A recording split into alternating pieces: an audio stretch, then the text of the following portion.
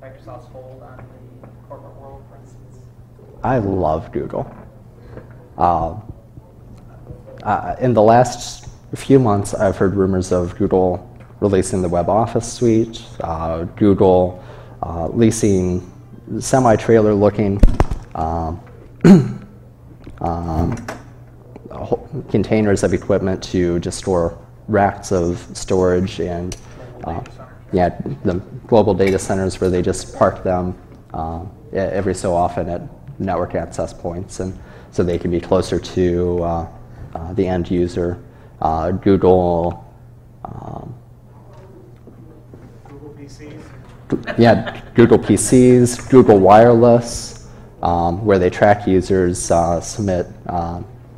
send you ads based on location because they know where you are since you're using Google Wireless.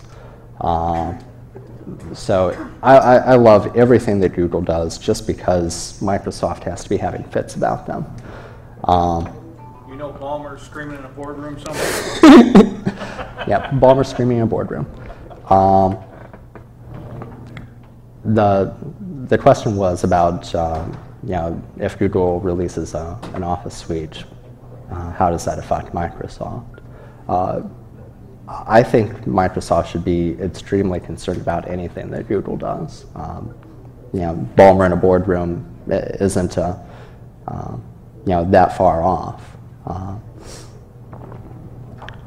I think that any large company, whether it's Google or IBM or Red Hat, if they released a Web Office suite, that would have an immediate impact on Microsoft's position going forward. I think that they would immediately start throwing those dollars towards having their own Web Office suite. I think that they are doing that already. If you go to the windowslive.com, initially it was a stub that kind of mentioned the Web Office suite. And in fact, I think that appeared very shortly after the rumors of Google's Web Office suite. I don't think that Google is actually doing one.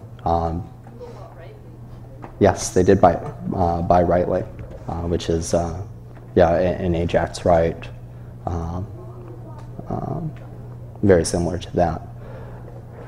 I'm surprised that Google has gotten away with the same type of business strategy as Microsoft. I'm surprised Microsoft didn't buy Google early on, or I wonder if they're kicking themselves in the ass now that they didn't try to make a move on Google and kill them early. Mm-hmm.